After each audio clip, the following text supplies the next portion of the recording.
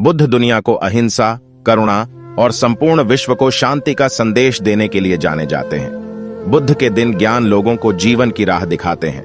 भगवान बुद्ध ने पूरी दुनिया को करुणा और सहिष्णुता के मार्ग के लिए प्रेरित किया। वैशाख पूर्णिमा के दिन बुद्ध जयंती मनाई जाती है। इसी दिन ही भगवान बुद्ध का जन्म हुआ था। इस दिन को बुद्ध पूर्णिमा भी कहा जाता है। बुद्ध दुनिया को अहिंसा, करुणा और संपूर्ण विश्व को शांति का संदेश देने के लिए जाने जाते हैं। बुद्ध के दिन ज्ञान लोगों को जीवन की राह दिखाते हैं। भगवान बुद्ध ने पूरी दुनिया को करुणा और सहिष्णुता के मार्ग के लिए प्रेरित किया। गौतम बुद्ध का कहना था कि हर पुरुष की 4 पत्नियां होनी चाहिए। इसके पीछे एक दिलचस्प कहानी है। बुद्ध के प्रारंभिक उपदेश वाले 32 आगम सूत्रों में से एक में इस कहानी का जिक्र है। एक आदमी की 4 पत्नियां थीं। प्राचीन भारत की सामाजिक व्यवस्था ऐसी थी जहां एक पुरुष कई पत्नियां रख सकता था। समय बीतने पर वो व्यक्ति बीमार पड़ गया और उसे अपनी मौत करीब दिखने लगी। जीवन के अंत में वो बहुत अकेलापन महसूस करने लगा। उसने अपनी पहली पत्नी को बुलाया और उसे अपने साथ दूसरी दुनिया में चलने के लिए कहा। व्यक्ति ने कहा, मेरी प्यारी पत्नी, मैंने तुम्हें दिन रात प्यार किया, जीवन भर तुम्हारा ख्याल रखा। अब मैं मरने वाला हूं। क्या तुम मेरे साथ वहां चलोगी जहां मैं अपनी मृत्यु के बाद जाऊं? उसे उम्मीद थी कि उसकी पहली पत्नी का जवाब हां ही होगा, लेकिन उसने जवाब दिया, मेरे प्यारे पति, मुझे पता है कि आप हमेशा मुझसे प्यार करते थे और अब आपका अंत करीब है। ऐसे में अब आपसे अलग होने का समय आ गया है। अलविदा मेरे प्रिय। इसके बाद बीमार पुरुष ने अपनी दूसरी पत्नी को बिस्तर के पास बुलाया और मौत के बाद के सफर पर साथ चलने की विनती की। उसने कहा, मेरी प्यारी दूसरी पत्नी, तुम जानती हो कि मैंने तुम्हें कितना प्यार किया है। कभी कभी मुझे डर लगता था कि तुम मुझे छोड़ दोगी, लेकिन मैंने तुम्हें दृढ़ता से थामे रखा। मेरी प्रिय, मेरे साथ दूसरे सफर पर चलो। दूसरी पत्नी ने जवाब दिया, प्रिय पति, आपकी पहली पत्नी ने आपकी मृत्यु के बाद आपका साथ देने से इनकार कर दिया, तो फिर मैं भला आपके साथ कैसे जा सकती हूं? आपने मुझे केवल अपने स्वार्थ के लिए प्यार किया है। मृत्यु शैया पर लेटे हुए पुरुष ने अपनी तीसरी पत्नी को बुलाया और उसे भी अपने साथ चलने को कहा। तीसरी पत्नी ने आंखों में आंसू भरकर उत्तर दिया, मेरे प्रिय, मुझे आप पर दया आ रही है और अपने लिए दुख हो रहा है, इसलिए मैं अंतिम संस्कार तक आपके साथ रहूंगी। इस तरह तीसरी पत्नी ने भी उसके साथ चलने से इनकार कर दिया। जब तीनों पत्नियों ने उसकी मृत्यु के बाद उसका अनुसरण करने से इनकार कर दिया, तब उसे याद आया कि उसकी एक और पत्नी और है, उसकी चौथी पत्नी, जिसकी उसने ज्यादा परवाह नहीं की थी।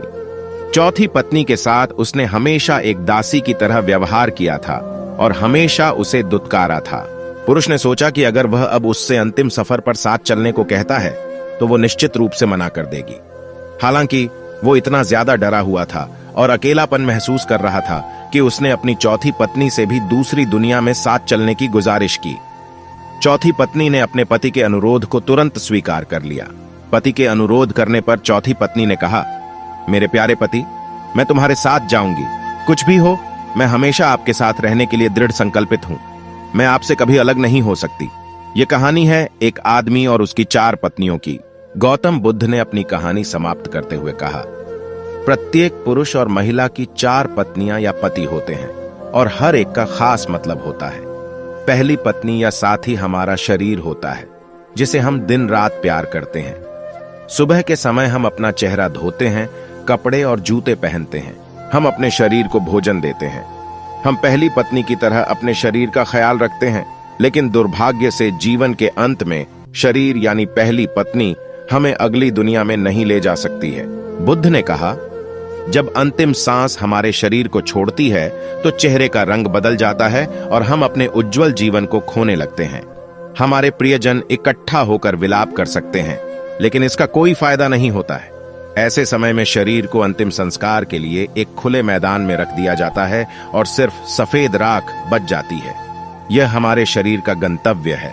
दूसरी पत्नी हमारे भाग्य, भौतिक चीजों, धन, संपत्ति, प्रसिद्धि, पद और नौकरी को दर्शाती है। हम इन सभी भौतिक चीजों से काफी जुड़ाव महसूस करते हैं, जिसे पाने के लिए हमने कड़ी मेहनत की है। हम इन चीजों को खोने से डरते हैं और बहुत कुछ पाने की इच्छा रखते हैं, लेकिन इनकी कोई सीमा नहीं है। जीवन के अंत में ये चीजें मृत्यु तक हमारा पीछा नहीं कर सकती। हमारे भाग्य ने जो भी इकट्ठा किया है उसे हमें छोड़ना ही होगा। हम इस दुनिया में खाली हाथ आए हैं और मृत्यु के समय भी हमारे हाथ खाली होते हैं। हम अपनी मृत्यु के बाद अपना भाग्य पकड़कर नहीं रख सकते। जैसे दूसरी पत्नी ने अपने पति से कहा था, तुमने अपने अहंकार और स्वार्थ के लिए सिर्फ मुझे अपने साथ रखा और अब अलविदा कहने का समय आ गया है। बुद्ध कहते हैं कि तीसरी पत्नी का अर्थ यहाँ हमारे नाते रिश्तेदारों से है। यह हमारे माता पिता, बहन और भाई, सभी रिश्तेदारों, दोस्तों और समाज की तरह है। वो आंखों में आंसू लिए हमारे साथ श्मशान घाट तक ही आ सकते हैं। वो हमारे लिए दुखी और उदास रहते हैं। इसलिए हम अपने शरीर, भाग्य और समाज पर निर्भर नहीं रह सकते। हम अकेले आते हैं और अकेले ही इस दुनिया से जाते हैं।